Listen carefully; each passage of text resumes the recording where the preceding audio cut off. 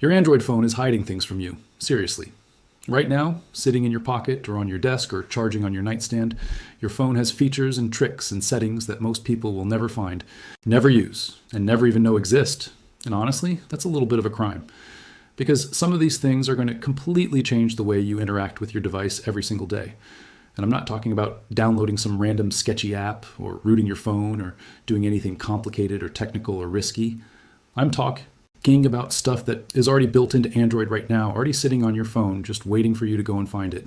7 customization hacks. 7 things you can do today, right now for free, that are going to make your phone look better, feel better, and work better specifically for you. And that is kind of the whole point of Android in the first place, right? Total control. Your phone, your rules, your way. So let's stop wasting time and get straight into it. Hack number 1, and this is the perfect one to kick things off with because it is probably the most visually dramatic change you can make to your phone without spending a single dollar, is your home screen grid size. So by default, most Android phones come set up with a pretty standard icon grid, something like 4x5 or 5x5. And it looks fine. It's whatever. It's the default and it does the job. But if you long press on your home screen and dig into the display options or home settings, depending on what device you're on, you're going to find a grid size option in there. And most Android phones, especially Pixels, let you push that grid significantly bigger than the default, 5x6, 6x6, sometimes even larger on certain devices. And here's the thing. Here's why this is genuinely a game changer and not just a minor tweak. When you increase your grid size and your icons become a little smaller, your wallpaper gets room to breathe. Your background image actually becomes visible. It becomes a real part of the design and the look of your home screen instead of being completely buried and smothered under a wall of oversized app icons. Everything looks more intentional, more considered, more like someone sat down and actually designed it rather than whatever just came out of the box by default. And you're not losing access to anything. Every app is still there, still works efficient, and more of them are visible at once without any scrolling. Go try this right now. Bump your grid size up 1 level and just live with it for a day. I'm telling you, most people who try this never go back to the default. That is hack number 1. Hack number 2, and this one genuinely surprises me with how many Android users still haven't actually done it, is fully customizing your quick settings panel. And I want to be clear here, not just knowing it exists, not just pulling it down once in a while to turn on your flashlight, actually going in and making it completely yours. So when you pull your notification shade all the way down into the full quick settings view, you are going to see an edit button somewhere on the panel, usually sitting in the corner. Hit that button and you're in edit mode. And in here, first thing you can do is rearrange absolutely everything. Every single tile can be moved wherever you want. So the controls you actually use every single day, Wi-Fi, Bluetooth, flashlight, screen brightness, those should be right up front where you can get to them instantly with one pull, no scrolling. The stuff you barely ever touch gets pushed back to the secondary pages. But the real hack, the part that most people completely skip over, is the section of available tiles that aren't active yet.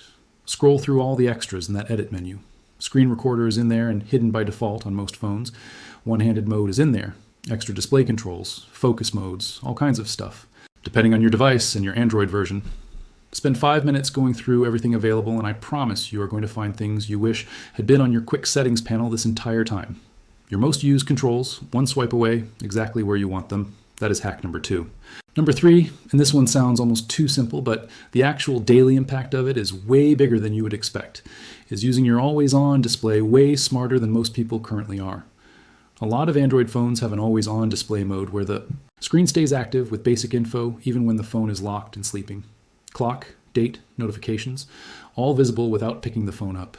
And most people handle this one of 2 ways. They either leave it on whatever default clock face it came with and never think about it again, or they turn it off completely because they're worried about battery. But there is a smarter approach that almost nobody is using, and that is scheduled always on display. Go into your display settings, find the always on display option, and instead of just toggling it on or off, look for a schedule. On most Pixel and Samsung devices, you can set specific hours for it to be active. So it's on during your workday when you're at a desk, glancing at the time or checking notifications without touching your phone. And then it automatically switches off at night when you're sleeping, and battery life actually matters. And beyond the schedule, explore what you can put on that display. Even personal photos on certain devices. The always-on display is a feature most people set and forget on day 1. But when it's properly configured with the right schedule and the right information, it becomes one of the most genuinely useful passive features your phone has. That is hack number 3. Hack number 4, and this one is a little more involved than the others, but stick with me because the payoff is absolutely real, is setting up a second user profile on your Android phone. Android has this completely built-in feature that the majority of users have no idea about, where you can create an entirely separate user profile on the same device. A totally different home screen, different apps, different accounts, different settings, all running on the same phone without interfering with each other at all. You get there through settings, then system, then multiple users on most Android devices. And the reason this makes the customization hacks list specifically is what you can actually do with it from a setup and experimentation standpoint. Some people use it as a clean work and personal split, keeping their professional life and their personal life completely walled off from each other on the same device. Some people create a guest profile for when they hand their phone to someone else, a child or a friend or whoever, so that person has a limited and safe experience without touching any of your actual data or apps. But my personal favorite use of a second profile is as a sandbox, a completely safe space to experiment with setups, new ways of organizing and designing your phone with zero risk to your real daily driver configuration. You can get as wild and experimental as you want in that second profile, and your main setup is completely protected. That is hack number 4. Number 5, and once you actually feel this one, you are genuinely going to wonder how you used your phone without it, is developer options. Specifically, a few things buried inside developer options that can make your entire phone feel completely different. First, you have to unlock developer options. If you have not already done this, go to settings, then about phone, then find build number and tap it exactly 7 times. 7 times in a row. Yes, that is a real thing.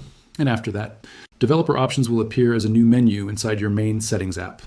Go in there and search for the animation scale settings. There are 3 of them: window animation scale, transition animation scale, and animator duration scale. All 3 are set to 1 times by default. Now change all 3 of them to 0.5. And what that does is make every single animation on your entire phone run at twice the speed. Every app opening, every app closing, every menu slide, every system transition, all of it at twice the speed. And the result is that your phone feels dramatically faster, more snappy, more responsive, like a genuinely quicker device. And here's the wild part. Nothing about the actual performance of your phone changed at all. The processor is doing the exact same things. But now take half a second, and that half second adds up across every single interaction all day long. It feels like a hardware upgrade. Except it cost you nothing and took about 30 seconds. Highest impact, lowest effort customization. On this entire list, that is hack number 5. Hack number 6 is about your wallpaper, and not in the way you might expect. This is not just about picking a pretty photo and sticking it as your background. This is about understanding that your wallpaper is actually a full design decision that affects the look and feel of your entire phone, not just your background image. Android's Material You theming system pulls colors directly from your wallpaper and applies those colors throughout the operating system. Widgets, notification panel, app icons on supported apps, all of it shifts to match the color palette of whatever wallpaper you pick, which means when you are choosing a wallpaper, you are actually choosing the color direction for your whole phone. So be thoughtful about it. If you want your phone to feel blue and calm, pick a wallpaper with those tones. If you want something warm and energetic, pick a wallpaper that leans in that direction. And then after you pick it, zoom out and look at everything together.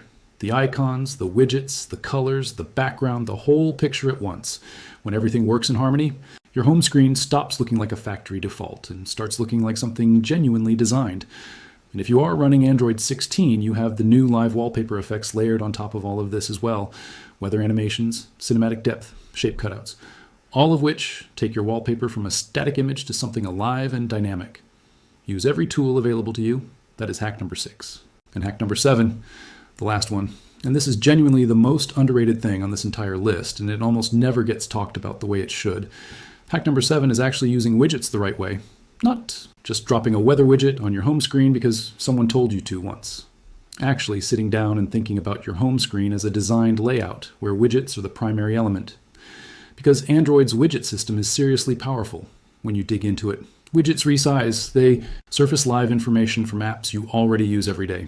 Calendar, fitness, weather, music, tasks, email, all of that can live right on your home screen and give you instant information the moment you unlock without opening a single app. And the approach here is to think about your home screen in zones. Top zone is your at-a-glance information. a clock widget, a calendar widget with your next few events. Middle zone is your primary shortcuts, your most used apps in a clean and intentional row. Bottom zone is something dynamic, a music player widget, or your task, list, or whatever actually fits your life.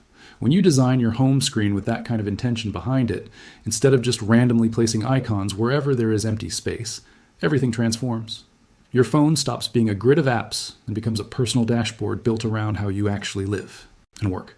And when you stack this on top of everything else on this list, the faster animations, the themed wallpaper, the clean grid, the custom quick settings, all of it working together, you end up with a phone that feels completely built for you from top to bottom. That is hack number 7. And look, that is the whole point of everything we just went through. Android already gives you all of these tools. Most people just never go looking for them. Your phone is already capable of being exactly the device you want it to be. You just have to put in a little bit of time and actually make it that way. So go try these. Start with just one. Pick the one that sounded most interesting and go do it right now today. And then come back and work through the rest, because I promise by the time you have been through this whole list, your phone is going to feel like a completely different and completely better device. Share this with someone who is on Android and does not know about half of this stuff. And subscribe, because there's a lot more coming. Thanks for watching. Catch you in the next one.